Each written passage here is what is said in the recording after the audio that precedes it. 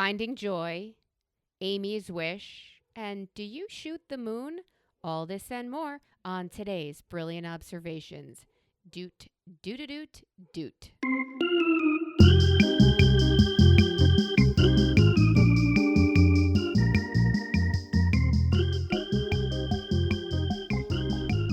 What do you want from me?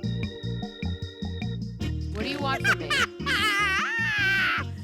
Oh my God. Oh my God. Oh my Okay. God, Melissa. I think that you can telegraph something a little less obvious. I'm not gonna acknowledge it, and neither are you. Yeah. Because it was as easy as finding joy. Pretty much. I mean, my God. Nuts in a fucking vice. Yeah. All right, we're jumping in. No, we're jumping in. ahead. And my favorite couple of phrases are, and you're going to refute them Go ahead. instantly, but a couple of my favorite phrases are, The world you wake up to in 3 months is the world you is exactly fucking the same deserve. as yesterday. Yeah. It is. Yeah. The world you woke up, nope, it's not. The world you wake up to today is exactly the same as yesterday. And in almost every single way, that's true, right? It's the world is the same, is the same, is the same. And if your realization of some aspects is different, if limitations in some areas is different, if opportunities in some areas is greater, it is still essentially the world is the same, right? And so that brings me to my wish. Please tell me which your you wish. will like, okay? I need You to wanna get know my you a wish? genie. Go ahead. Here is Yeah. my wish. My wish is that absolutely everything that you voted for happens directly to you. That is my wish. I love that wish. I wish that every single thing that you voted for, that you fought for, that you campaigned for, it all comes true to you and for you and every single person that you love. I really do. I hope that you get deported. I hope that you suffer a pregnancy mal-event and end up either dying or having your wife die or your Well, luckily beloved I didn't child vote for die. that. I didn't vote for that. I so, hope okay. that the public school that your child attends gets disbanded, right? I hope that your young teen male gets pressed into service. I hope that the overtime tax that you wanted repealed goes away with the overtime that you will no longer make because overtime is not an option for you. I hope that the leopards eat your face. I absolutely hope that all these fucking things. Do you know I'm who that's super not hope- going to happen to? Me! Correct. Because I can't get pregnant anymore. I As- done fought for them rights. And I'm still fighting for you, gal pallies. I am. I stopped it's- short of buying Plan B and keeping it in the fridge. I stopped short Just of in reaching case. out. I had so many young women in my life text me and say lots of very moving things. And I did not continue the conversation by saying, I am your safe harbor. I will have medication you need. I will have phone calls that can be made. I've just stopped. And I received their good wishes and gave them right back. And onward we shall move. Now, I don't wish ill on anybody. That's not what this is about. This is not vengeance. This is just the fucking fact that if you wanted it, then I want it to come true for you. If you wanted this so badly, I want you to live in that world. And then maybe you'll understand that there are other kinds of worlds, right? Where there are other ways of doing things that aren't so vicious and hurtful. Did you know that there is a cruise ship that is leaving on Inauguration Day? Where are we relocating to? 141 countries in 4 years. Yeah. They You do have an that, yeah. option to come back at the midterms, but from Inauguration Day until 4 year, like the full, I can't even say it out loud, the full span of time is what this cruise is doing. And I thought, escape. Well, that's interesting. I think my friend Amy is going to tell you to keep doing the work, to keep doing the work that moves the needle forward and not so far back you don't recognize yourself in the mirror anymore. There's a lot of focus pulling to be going on right now. A focus puller in camera speak is when the whole camera is looking at lots of things, and then the tightest, sharpest, most focused area is right on what you want to see, right? And they call that camera director the focus puller, and they put little markers so that it looks right at the eye or right at the face, right? And I like to think of these moments as focus pullers, because frequently when we, the righteous, do not have things go our way, we'll often say, I'm changing the name of this podcast to We the Righteous. we often find ourselves commiserating by saying the work continues. When a vote doesn't go your way, when LGBTQIA plus rights are violated, when women are trampled, all the fucking things, right?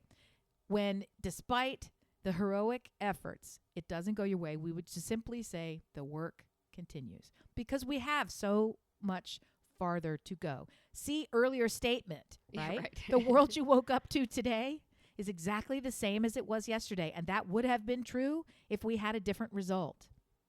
It is true. The work needs to continue. The work, we always have more work to do. So I'd like to tell you who did the heavy lifting of the work in this past election. It was 93% of black women voted for Kamala. And this threw me. 88% of Jewish women voted for Kamala. Yeah. What? When are these two groups going to realize you guys are in fucking sync, and you should stop pointing and looking at each other like you are not sisters? We have to be Iceland.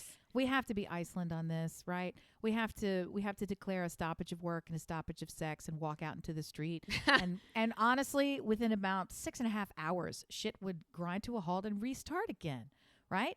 That's how it's going to be. But we're not unified. We're not committed enough at all to do it. But here's what I'm getting at in terms of the work continues. We used to say it, I always said it, as this kind of rally cry of onward, right? There's more to be done. Let's not be complacent. Even when we win, let's not be complacent. Right. And instead, I am now seeing it as this wonderful focus puller of what is your unique work. And I say that partly to give myself a pass, and partly because I can get motivated around that. Here's what I mean. There is someone called the Financial Feminist. She's a podcaster. She's a content creator. She's in lots of places, but you can find her as a podcaster. She's very well known, right? She's gutted by this decision, and like so many influencers, did the obligatory, I'm not going to talk about this post, and I'm not going to tell you to leave my feed or whatever, like all the commentary on what just happened, right? And instead, she said, the reason I'm going to do all that is not because I give a fuck what you think or if you stay with me, because I super don't. The reason is because my purpose is to educate and advance as many women as possible so that we are never in this situation again. My role, the work. Yeah. My work is more important than discussing what happened. I can't get distracted. My work is to make as many female billionaires as possible so we are never in this situation again, so that women are never powerless in their own lives again. And I love that concept so much because it really helps galvanize. I know that I can't change the results of the election. I know that I can't even research how this happened. So I'm waiting for the conspiracy theorists because my brain I went there don't immediately. believe this happened. It doesn't make any sense. It and doesn't. So guess what? Yeah. The only way that I could honestly get to sleep was to have a couple of truths be I thought you were going to say edibles. Yeah, go ahead. Be known. And that is, me. number one, I fundamentally know I am not the person to do the research and in such a way that I would unravel and uncover the truth of this. I don't have the access. I don't have the temperament. I don't have the time. I don't have the stomach. So I'm not going to be the person who cracks this wide open. True, conspiratorial or not, right? I'm not that person. So I have to trust that others who do have access, who do have the time, who do have the stomach, who are tenacious, I have to trust that they're going to be working on their behalf, on our all behalf, to get that information, right? In the meantime, it doesn't help me at all to continue to flood my senses and body with this information. So I'm exerting self-care as a privilege. It's and toxic. I'm on a news fast. I've turned off 100% of news. I no longer get feeds. Don't read the newspaper. I don't see what happens on any of the channels. I was already kicked off social media from a hacker coming in and impersonating Thank you me, for that. Right? Right. So unless it is so big that people at the gas pump are scared and telling me about it, I'm not going to know. And that's okay for right now. That's dear okay listener, for right now. You'll realize that Amy doesn't really go to the gas pump, so that's really Even a better. safe place for her. Yeah. Because I have an obligation and a purpose to do my work. And my work is, of course, to bring and facilitate joy.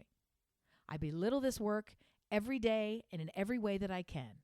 I refuse to acknowledge its critical importance. But just like the overwhelming number of stories and songs and movies and poems and lyrics and tales and myths that I cling to help me escape this moment, understand this moment, live through this moment, find happiness in this moment, I need to create them.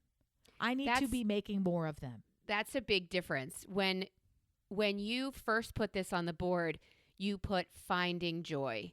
And I thought, okay, that means I have to leave the house. That means I have to engage. No, here's what I just got from you. I got bring joy. That's the phrase I'm going to have to go with, because finding joy feels like a job and work right now. And I know a lot of people similar to myself have their heart with a fist around it that is just squeezing, and it is painful, and sometimes it's hard to breathe and you don't know why. I don't want to go into it. I don't even want to podcast about this. But what you just said did resonate. And it's not finding joy, because in despair, you can't switch gears like that and say, I'm going to go find joy. But you can decide to create joy. And that's not just for you, that's for others. And I also learned from you that joy is kind of contagious. It's similar to COVID. A good sneeze, a good sharing of joy, it's contagious. And those who received your joy, can spread it further. It is the common cold. Please, dear listener, no matter what side you're on, that's a lie. I don't even mean that. Don't listen to me. If you are a righteous human in Amy's definition, I do want you to find joy, but I promise you'll find it in creating joy and spreading joy. Whatever that means to you, I've decided I'm going to start knitting again and just give away scarves. I'm going to start bringing those seasons coming. Everybody wants an infinity scarf. I'm going to start knitting again. There are things that I'm going to consciously do to use my hands and my mind instead of my heart, which just fell out somewhere along the road. And that's how I'm going to do it. So I love that you're conflating the two things, because I really did put it on the board as finding joy and the work continues. The work continues means it's not just the work of social justice and caring for the shared community of humanity, of which we're all equal fucking members. That's not the only work. The work of Melissa is being a teacher. You are a teacher. You are an educator. So is your purpose somehow to lean into that more? You immediately went to, I am a knitter, I am a creator, I am a joy giver. So maybe your work is to give, right? But giving is not about taking all of your resources, leaving you with none, and receiving no equal exchange in the process. That's an abuse of a giver. Finding joy for me is the thoughtful, conscious act of seeking and fanning those baby embers wherever and however you can. Unabashedly, right? It doesn't have to be roller coaster levels of 50th birthday with all my friends, right? That's not what anybody is expecting of this moment. But when the coffee tastes good, you have a divine right to stop, to breathe it in, to savor that moment, to shut everything else out and expand it. You have a universal obligation. That's it. It's not a right. It's an obligation. To seek out joy in your life, make it bigger, share it, prolong it. And there's all this kind of, science is always backing it up, and I always fuck up the science, but there's something along the lines of, if you hold a thought for 17 seconds, your brain does something where it kind of locks it in place in the same way that you can establish habits. We have pattern recognition. That goes good or bad, I'll bet. If you hold and hover over a thought for 17 seconds, you're more likely to have it be a repetitive thought and to keep coming back to it and find similar thoughts that come to it. So, in your rumination, if you are unable to do anything other than vibrate with the stress of the things you don't want, write down on a piece of paper one thing that you do want, whether it's attainable or not. Write it down on a piece of paper and then read it back to yourself over and over and over and over and over and over and over and over and over and over and over and over and over and over and over again until 17 seconds have gone by. And then maybe in an hour, come back and read it again, right? You've got to start retraining the algorithm of your nervous system, of your thought, of your spirit, of your being, so that you are realigning with the shit that you want, right? That is finding joy. The work continuing is, yes, you are called to contribute to the world in a way that's bigger than yourself. And maybe that's teaching somebody something. Maybe that's giving a gift of the knitting, or maybe it's teaching women how to knit so they can sell for themselves and have income. We're gonna bake challah. That's what we're gonna do. We're bringing the community together, and we're gonna bring together the 88%, and we're gonna bake challah together. And that's how I'm gonna start. But I love this call to action that you are throwing out there, and I'm going to answer that call on all levels. I want us all to answer the call on all levels, and it doesn't have to be so overwhelming that you don't know where to start, and it doesn't even have to be, and frankly, I don't think it should be, tied to this bigger than all of us situation that we find ourselves in. Break off a piece that's already familiar, new to you, and personal to you, and expand that. And let somebody else who is in the lane of politics, who is in the lane of social justice all the time, let them expand their lane. They have a reason to be where they are. We don't all have to lie awake at night wondering, if only I had just, rented all my clothing and pulled my hair out and went and lived more in this doors. place. And, I could have done 5 more doors. At a certain point, I was getting fundraising messages on Wednesday morning. Right? It's like, I don't think you needed extra $1. Read the room. We're done. My role now is to focus on making the world better in the way that I am uniquely called to do so.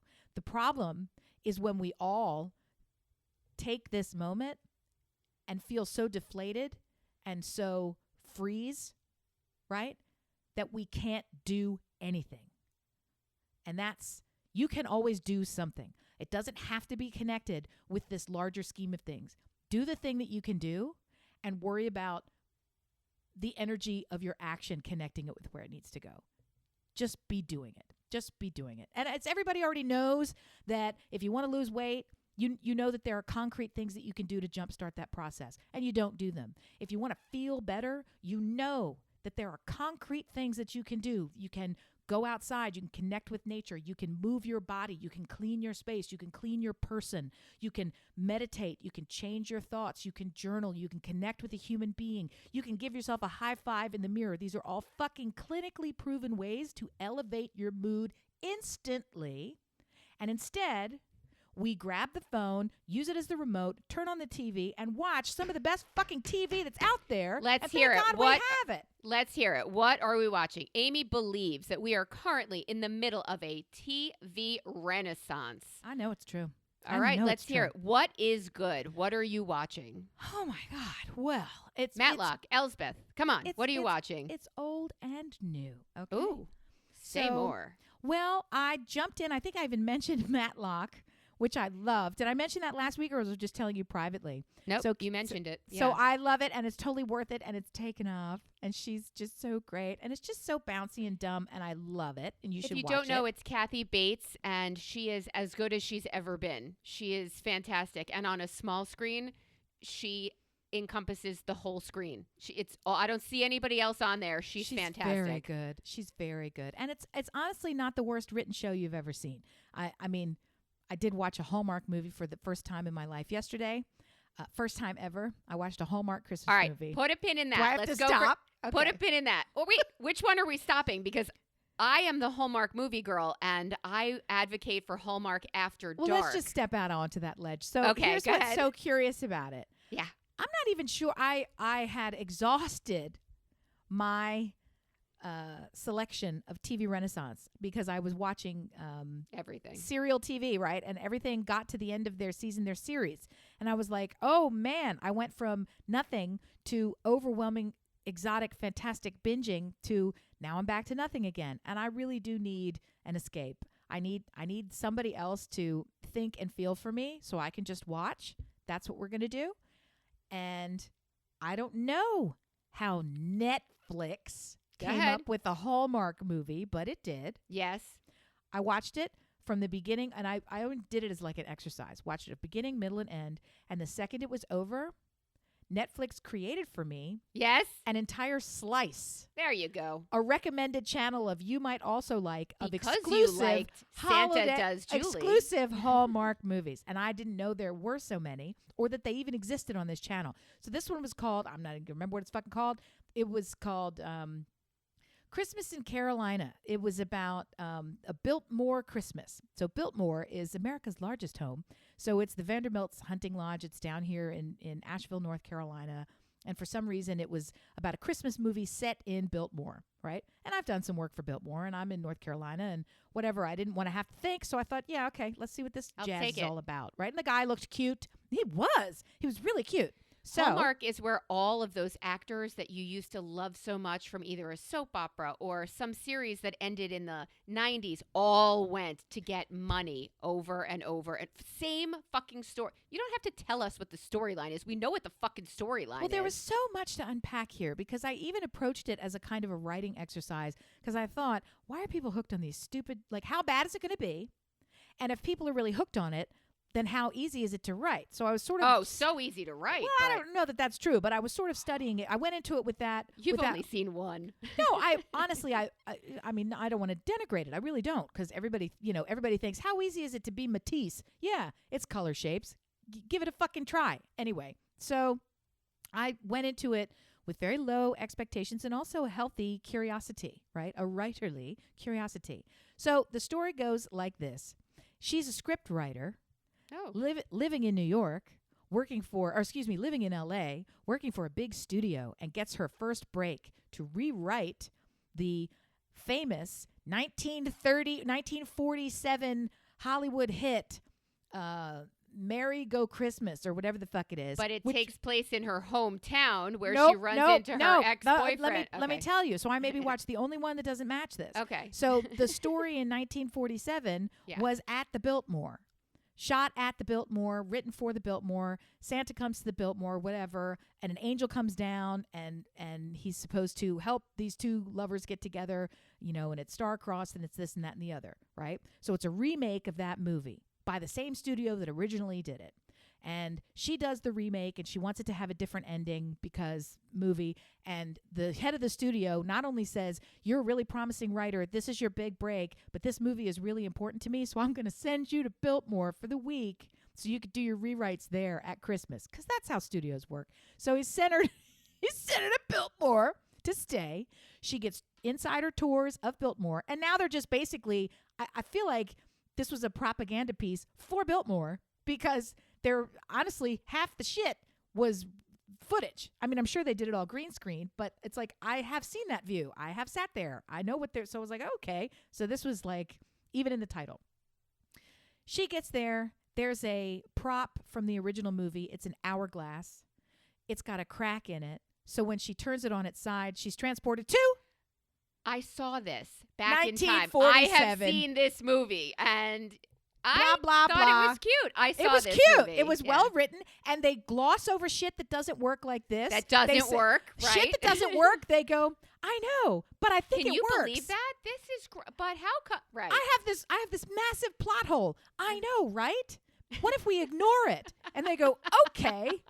And then they move on, and you're like, all right, got that. I can answer it like this, blah, blah, blah, blah. And they go, okay. And then they move on to the next one. I can fix it like that. Bink. So anyway, so that kind of stuff was I'm like, this hilarious. sounds familiar. Oh, once you hit the cracked and you need to, I absolutely saw us turn it on its side. And yes. So I like those. However, I need more. What, sex? They only got a kiss in this one.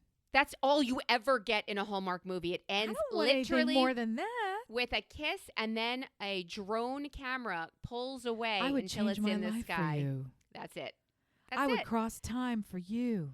I will give up. Well, I don't need any more. Yeah, you will. Come on, fucker. I'll give up being a rabbi for you. You know, all of those things. Oh, that back was- to it. No, and so anyway, so now I can't believe there's so many Hallmark movies. Are you that in the Netflix rabbit has hole? given me. No, God, Okay. I can't imagine. I wasn't actually watching it. It was one of those things that it was on while I was doing something else, and so I thought, because of course now I have this void in my life. In the past, at least year, I would have the news on. I would have specific shows on. I would have updates on. And now I'm not touching that shit like a hot fucking stove. So Same. I have to find something else. And music is too distracting to me because I get really engaged in the music.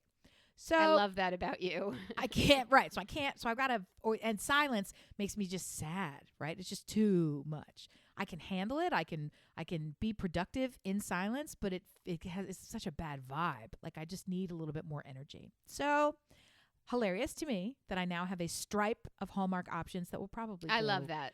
unused.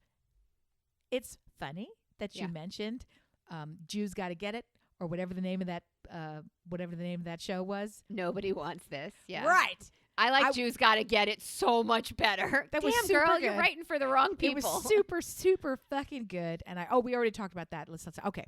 So we talked about that one. Agatha All Along. I have so not fucking- started it yet. Okay, She's so the I best. did not watch WandaVision because I couldn't get into Why? it.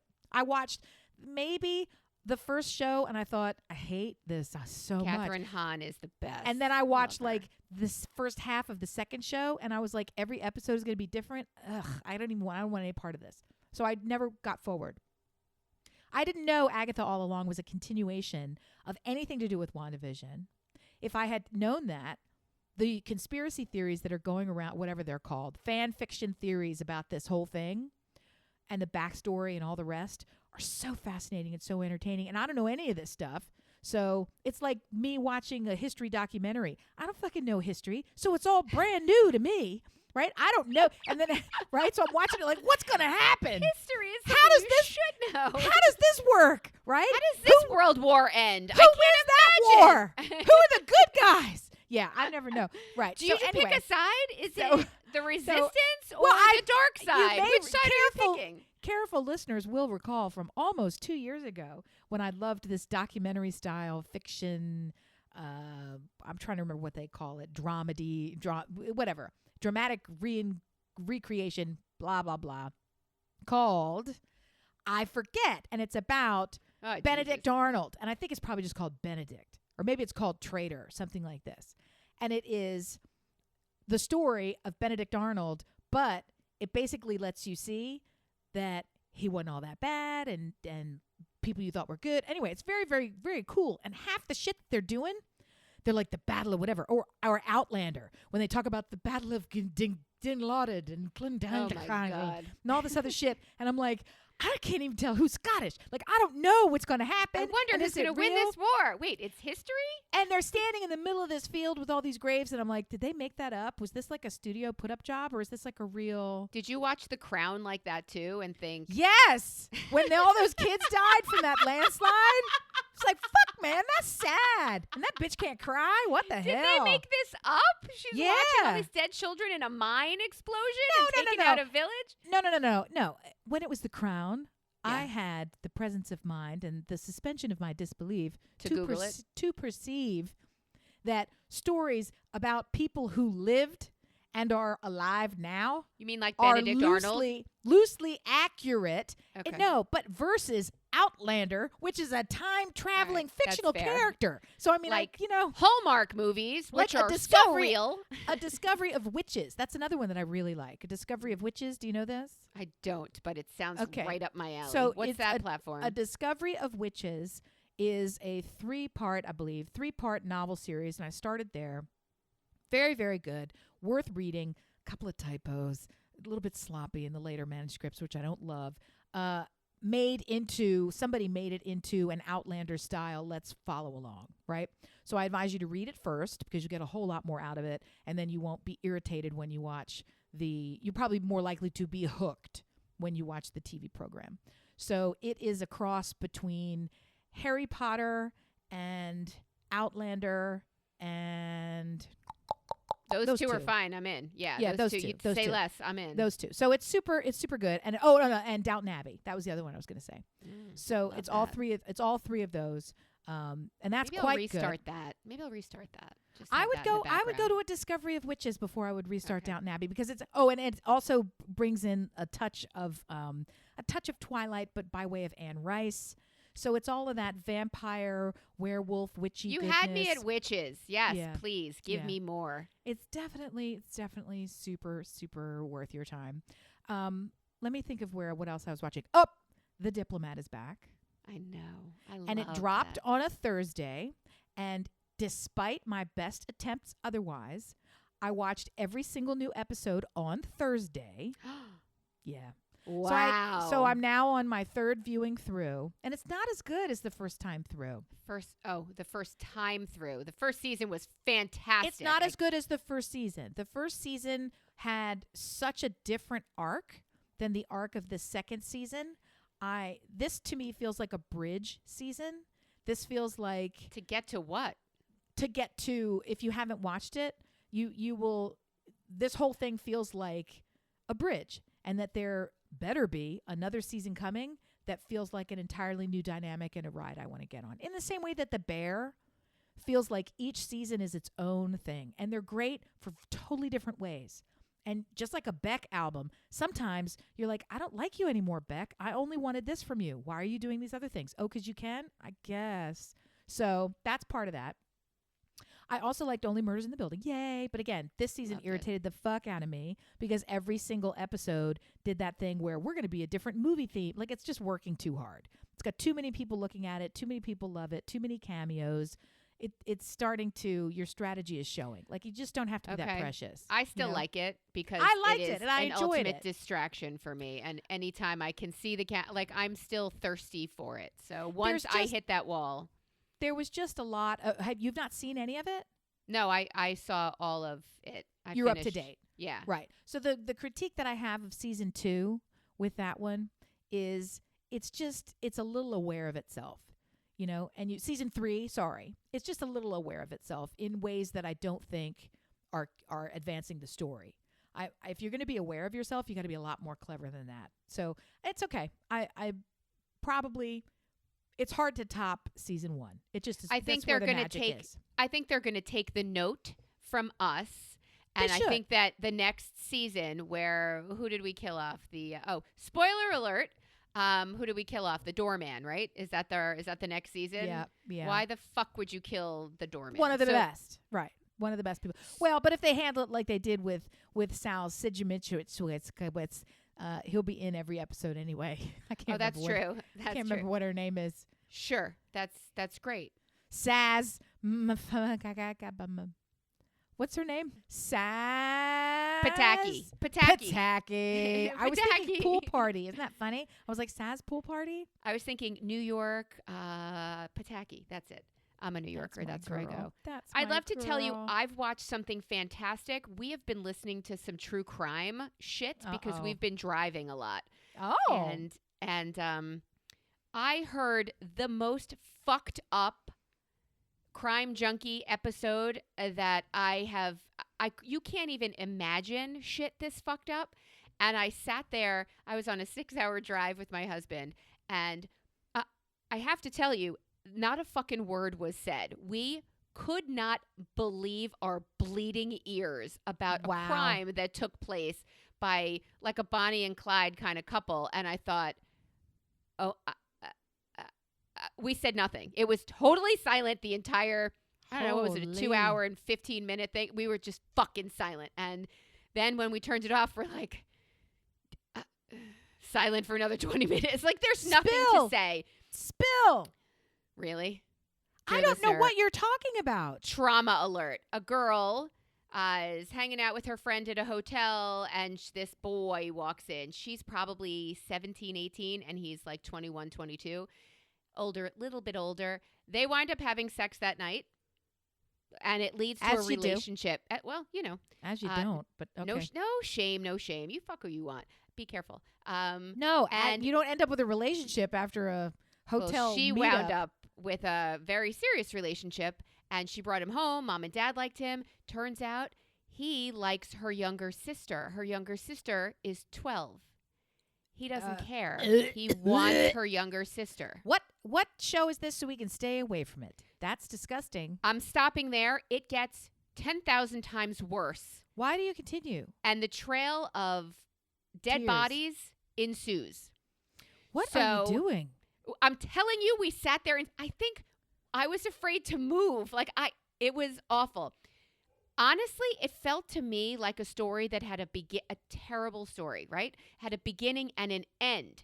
I feel like I'm in the middle of a nightmare that has no end. Right. So to feel closure on something and to think that this guy and this girl both are going to either die, go to jail, pay the price, somehow if there's, but nah, that, so I don't have the warm fuzzy of the 4 episodes of Elsbeth that I have in my DVR right now, who I think is a delightful, charming. And I haven't started it. And number one, because I was a little afraid of it. And I thought, am I going to get hurt by this? I don't think so. She's can't fluffy. She's delight.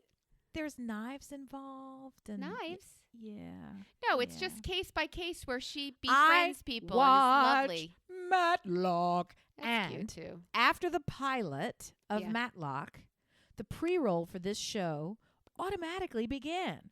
So Matlock ended, and my television said, I got one for you. And it started whatever Elsbeth show was the next one in the queue. And I think it was maybe a preview or something. I don't think it was an actual show. It could have been the show starting, but the very first thing that happened is Matlock, knife slowly and audibly being inserted into someone's organ meat. And then Elspeth standing really close to the person going, how does that feel? And I was like, get out of my brain space. No. Yes. No. And then they pulled back, and she was in an office somewhere handling the knife. Okay, clear she was having some sort of sense memory of a murder weapon. And I'm like, I don't want any part of this. So it scared me. It's not dark like that. I mean, there are some like of bad things happen to probably bad people, but she's light and fluffy, and she wants she carries 27 knit bags. She's okay. That's fun and fluffy. That sounds good. I'm ready. That's terrifying. Yeah, I was like, stuff. No goody. Right. We did watch a ridiculous amount of Storage Wars. Oh my this God. Weekend, which is a show that you watch in a hotel, or a show that you watch never. Or a show that you watch if you are too high to find the remote. Oh. Okay. A show that you watch. Right. So you're getting it. So, okay. So Storage Wars is brain cell killer is a. Yep. Although I do now think, we've got storage areas near us. Like we could get to. Do we get involved in this and figure out? Yeah, you're right. I have to get rid of my shit. I'm going to put my shit. No. From the last episode, I will tell you, I did get the idea to put those big bins that you have me getting from Lowe's or Home Depot into a storage unit and then let them crack it open and find those gems and then see what they do with it on TV. Okay. I'm not doing it. While watching that, one of the bidders, they're all despicable human beings. There's nothing. They're just whatever. He said, just beat me with a stick and call me Jean. Oh. And maybe I was a little high, but I tilted my head like my dog smelling fart or hearing a sound, and I looked around the room and I said, what the fuck does that mean? What? that's like a southern frog can hop across the street with one ass crack and like what is going on? And you are my interpreter. Okay. Thank you. If a frog had wings, he wouldn't bump his ass a hopping. That is one. the answer. Okay. That one. I am tired of your excuses, Miles. If a frog had wings, he wouldn't bump his ass a hopping. Which means don't come at me with if this, then. Guess what? None of your ifs fucking matter. If a frog had wings, he wouldn't bump his ass a hopping. Lots of things. Keep going. People in hell want ice water. Don't come at me with your wants. I get these all the time, which I don't like either one of them. All right. That's those are more under. Go ahead. Yeah, beat me with a stick and call me Jean. I feel like I didn't. First of all, there's another phrase on the board. And second of all, which is the one that I thought that you, because I was like, I've heard that other one. Beat me with a stick and call me Jean. I haven't really heard that before, but like get your tit caught in the ringer. I'm sure it has its origin somewhere. Have you ever heard that's like getting your tit caught in the ringer? I would guess that means you're stuck or you're in a bad place, rock in a hard place. Right. Don't get your panties in a wad. Got that one. Don't get your tit caught in the ringer, right?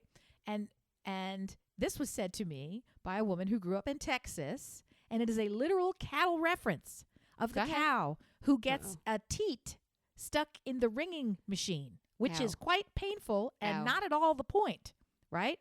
So don't get your panties in a wad. You know, you've got to be careful. Get your tit stuck in the ringer. And it doesn't mean like you hear the word tit and you think, what are we doing? HR? Yeah. So anyway, all right. Beat me with a stick and call, shit fire and save matches. That's one I've heard. And a lot of times people will finish it for you. When you say, well, shit fire, somebody will say, and save matches. Oh, that's cute. At least they're coming from we were raised by the same southern crackhead. What the fuck does beat me with a stick mean? Well, I've always heard call me Shirley. Beat me with a hose and call me Shirley. You've not heard that one? Or beat me with a chain? Why would I have heard that? These are just men things to say. This isn't a southern thing. I don't understand. Beat me with a hose and call me like rubber hose. Remember when people used to talk about hitting up with your a rubber nose hose with a rubber or a hose. wet noodle, all these things. Yeah, I don't hear beat me a lot. And, we don't usually refer to the woman previously being beaten in our phraseology. But I'll be on the lookout for it. I did actually. I was with a bunch of friends, and I happened to say, there was a new guy there. I happened to say, cheers, big ears, which I've been I say that all the time. I've been fond of saying it, and I don't know where it started, or I didn't think that it was a thing. It's a fucking thing. I say that all the time. Because I said, all right, cheers, big ears. And he went, fuck no, big nose. Oh, I guess I can't say that to somebody new. Evidently, that's what happens in Australia. Cheers, big ears is met with fuck no, big nose. In the same way. I've right? never heard in the same way that if I said to you, top of the morning to you, like around St. Patrick's Day, what would you say anything, or would you go, thanks? I have no idea. I'm half Irish, so when I say top of the morning to you, the expected response is, and the whole rest of the day to you. That's the call and response. Okay, but I will have the call and response that I got used to was, and also with you. And that shit doesn't fly anymore. So I am not answering anybody. It's so stupid. You know why they changed it? Why? To see if you're paying attention?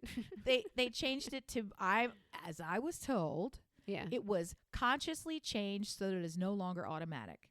Because it is cliche. You have to think about it. It's automatic. It's and it's now you're supposed to say you say and you as well, and with your spirit. Oh, and with your spirit, and with your spirit, right? Which sounds really dumb and fucking weird. And with your spirit. So, and a couple of the other prayers changed in absolute not meaning at all, just shifting the words around, and it was met with massive resistance. But I got to tell you, when you do shit by rote for literally generations, it has some crazy stopping power just to switch it up. That was my objection with religion in the first place. There are many types of Jews. There's Reconstructionist, Reform, Conservative, Orthodox, and being at a sour pickle, pastrami, star pickle. Oh, I did hit the deli today. But the levels, they're leveled. I don't appreciate that. I don't think that somebody who was raised wrote like just hearing and regurgitating something that has no meaning to them just because you are Orthodox doesn't mean that a Reformed Jew who learned the meaning of the prayer can say it and have meaning in English. I think that means more to me than you just going sold. I mean, no, I'm sorry. That was Storage Wars. I apologize.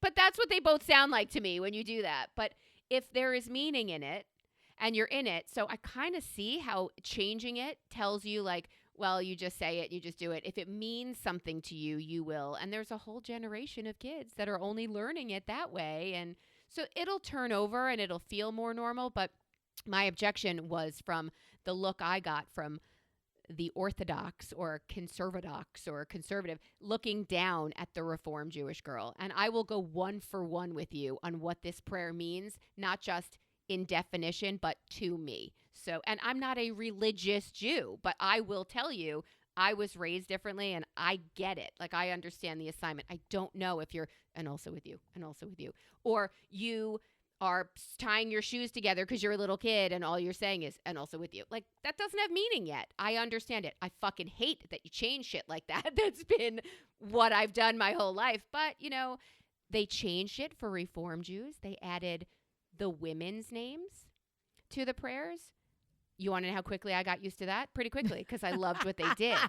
So when they say Abraham, Isaac, and Jacob, that's okay. You got some, those are their founding fathers. But if you add Leah, Rebecca, like all adding them, just, okay. I first heard it the way you heard and your spirit, and I tilted my head and I thought, I have to learn something new now? I have new everywhere else. Please let this be the meditation I need for this evening. New is a lot. New is not great usually for me. For me, new is not what I'm looking for.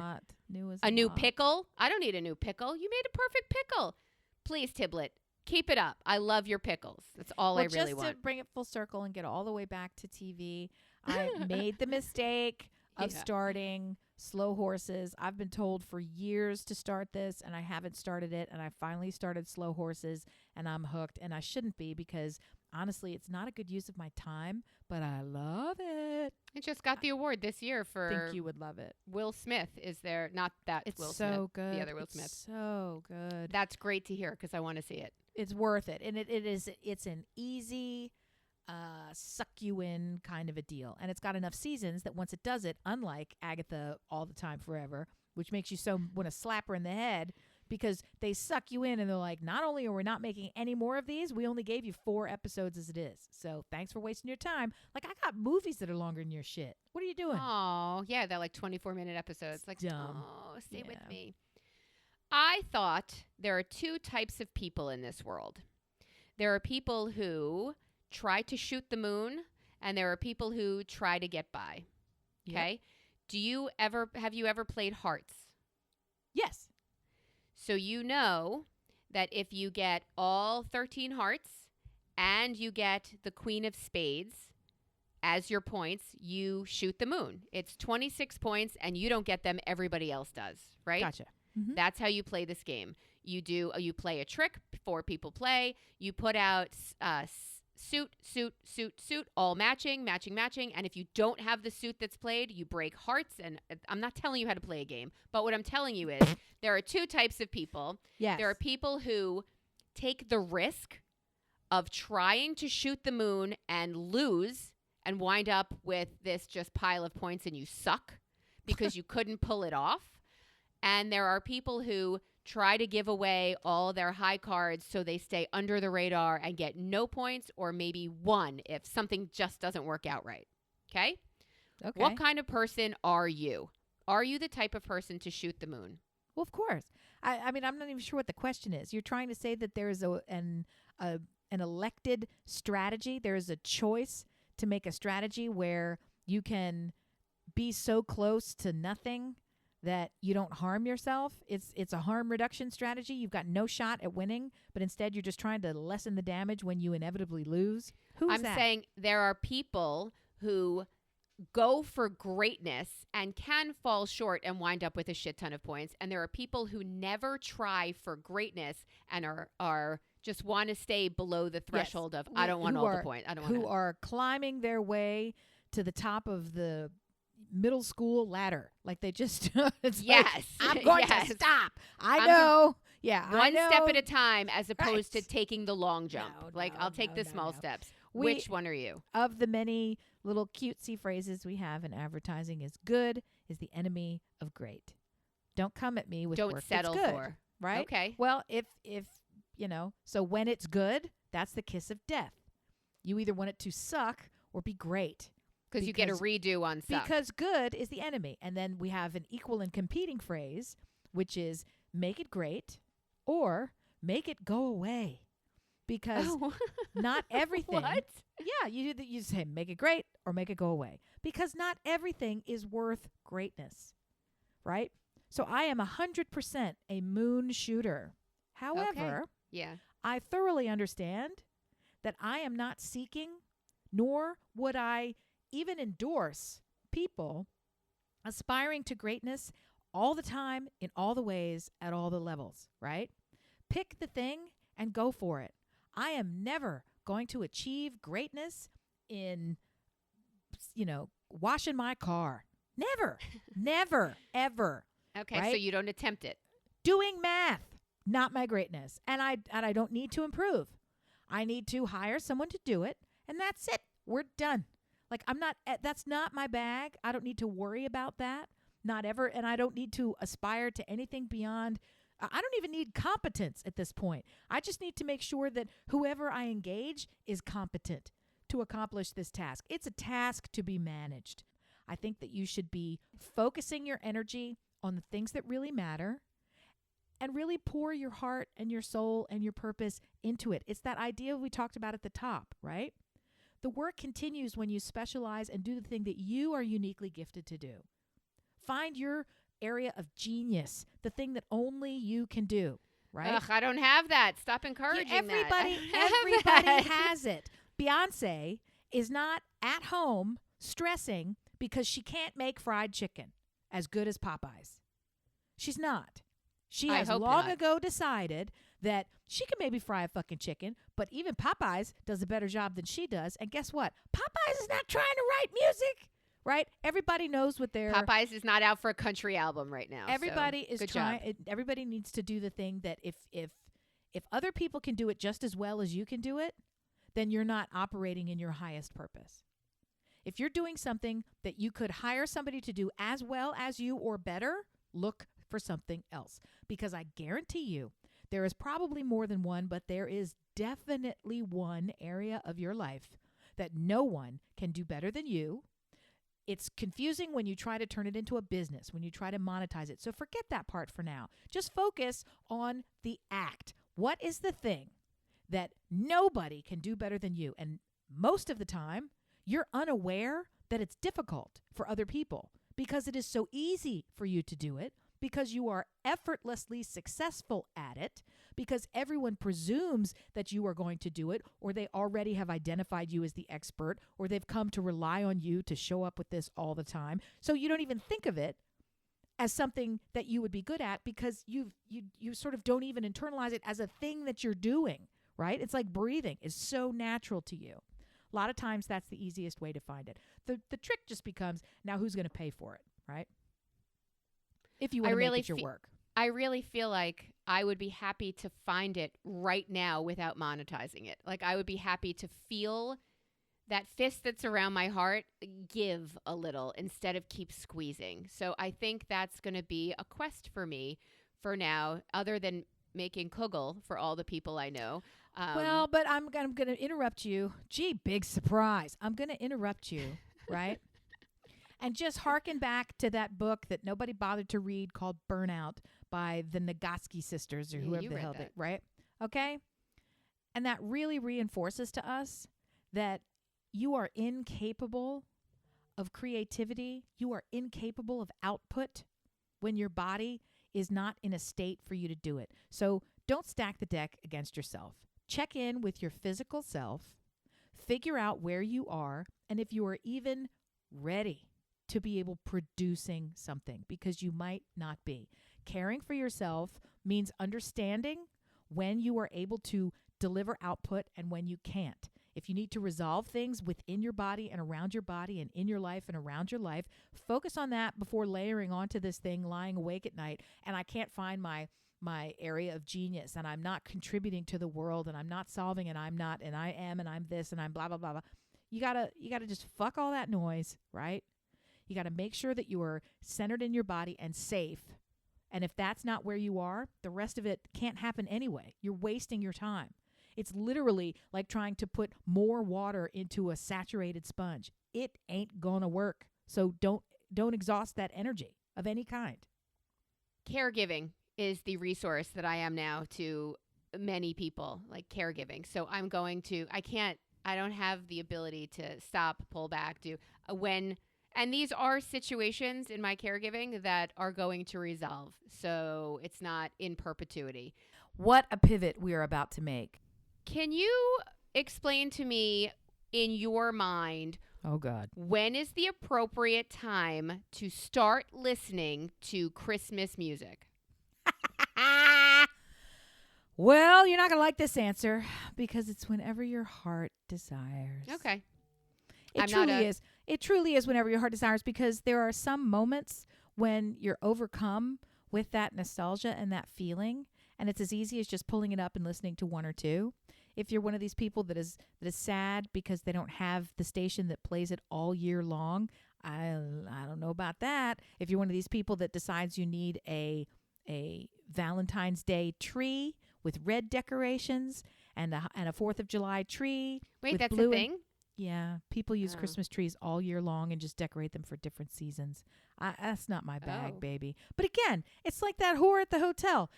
Decorate your Christmas tree however you want, right? Fuck them if you want them, right? That's okay. That whore at the hotel. Don't listen to that one. It was the Bonnie and Clyde from hell. It was horrific. Look, you brought that pain into your life yourself. I did. It wasn't her whoring that got her killed. It was her choice of mate. It was how she whored with that mate that she didn't die. It was her. I can't. All right. So Christmas music actually started to bring me a little joy, but you said something interesting. It's nostalgia. Yeah, I don't have that because I don't celebrate Christmas. So I don't have that. I have just the joy in hearing something maybe just familiar. Is that nostalgia? Yeah. I don't have a friend of mine started singing Christmas carols and I thought, oh, I don't know that one. Well, because they had meaning to her. They were talking about a manger and they were talking about, and it's not the fluffy ones about bells and reindeer and stuff like that all the little Jews sing. Like that's not the same. She had meaning and I thought, oh, that must be really nice for you. That's lovely. You said it last week. It went from Halloween candy on Halloween to Christmas. October 31st to gold, red, and green shit. Like, okay. Yeah. Thanksgiving has the browns and the golds and those Rolo colors never showed up. You just went right to Christmas, and I see it everywhere right now. And it's fascinating to me how for Hallmark, there are 2 seasons. There's Christmas movie season, and then there's Christmas movies in August season. So they have 2 full seasons. I really do lament it. I wish that we had some kind of separation. I understand from business, economic, civilization, use of time, use of resources, convenience, cultural phenomenon. I understand all the reasons that we've gone here. But to me, it's like tomatoes, right? It's like oranges. Time was you could get that shit one time of the year. And then that time of the year slowly expanded. And now they're just ubiquitous. Nobody thinks of tomatoes as seasonal fruit. No one thinks of a pristinely grown, juicy, unbelievably ripe and fresh tomato sandwich as being only something that you can get in the summertime, because we have engineericalized all of the shit that you can do. You can have Santa, come to your house in a sleigh with actual snow in June if you want. Like, it's just, we have decided that we're going to fuck with shit at our pleasure. And I lament it. And I also, on some level, really do like the convenience of when I'm thinking about this need, poof, it's handled. You know what I mean? The Amazon theory. time was you couldn't get a bathing suit well, now you can't get a bathing suit in July because they've already started selling sweaters in July. You have to think. So now we've reversed it. So instead of not being available in the season because they've all sold out so early, now the season starts in January and February to get your bathing suit stuff, and then come full circle that I can't the places think like you that. can get it year round. Yeah, it's Yeah. like I don't need to. You know how much shit changes in a year? Like I need it today. So They're building I a don't new know. Amazon hub right by us. And by us as well. We are Wow. in the throes of some crazy additional shit's blowing up all over the place. And honestly, I feel I don't want it to be this way, but it is true that I have received more body blows this week, this month, this moment in my life that I am every day, every hour, we're going to say, I remind myself out loud with words how impressed I am that I am breathing in and out, that I am standing upright, that I am recording a podcast that's about levity and sharing joy, that I am in a house with a roof on it, that I'm picking up dog hair from a dog that's alive. I mean, I remind myself of all the many, many things that don't have to be as good as they are. And that just brings it full circle to this notion of you gotta live your life every day that you get to. You gotta find the joy wherever it is and make that bigger instead of, frankly, acknowledging the other that is overwhelmingly present in our lives right now. It doesn't get smaller when we move away from it, but it definitely gets bigger when we focus on it, right? So no reason to make it bigger for yourself by worrying and calling into being. When you worrying is praying for what you don't want, right? That is a wonderful closing for today. Welcome to Amy's TED Talk. I hope you enjoyed it. We are bringing back more levity next week. I hope you are here for it. This is us willing this into being. Because that's the other thing, guys. Imagine for a second that you came here. You turned this on because you wanted to escape from every other fucking thing that's weighing you down, right? And so imagine that you are the escape route for someone else this week. Imagine that something that you say when you're getting coffee, or when you're picking up, something at the supermarket, or when you're meeting somebody at the mailbox, or pumping gas, or anywhere that you might be encountering other people at work, or whatever the fuck it is that you're doing at the kids' school, any of these things. Just imagine that the look that you give to someone, the acknowledgement that you give to someone, the connection that you have with someone, the smile, the song that you're singing, the joy in your heart is just enough to get them through the next 15 or 20 minutes, that they were actually looking forward to seeing you today, right? Can you believe that? It's out there. If you feel like you don't have it in you, I'm telling you, you have it in you. Find another gear. And if you can't do it for yourself, understand that you are needed in this moment to show up as yourself, because somebody else is counting on you too. So just You keep are the stepping highlight forward. of someone else's day. Be kind, do good, show love. Tell you what I tell my kids all the time. Be kind, do good, show love. And you, to Amy's point, you are the best part of someone's day. Can't be that if you take to the bed for too long. So dust it off, hop back out, and get back in the game. We love you guys. Thank you. That's it. And if you stay home and you don't go out to restaurants, the terrorists win. Do you remember when we used to say that shit? That was everything, right? No, If we don't have sex in this hotel lobby, the terrorists win. Hotel lobby? Yeah, well. She's not a D sharp. No shade. Back off. No shade. Okay. Whore where sorry. you like them. Yeah. Whore it where you like it. So be kind, do good, show love. Whore it where you like it. We love you guys. Take care. Bye. Bye. The world you wake up to in 3 months is the world you fucking deserve.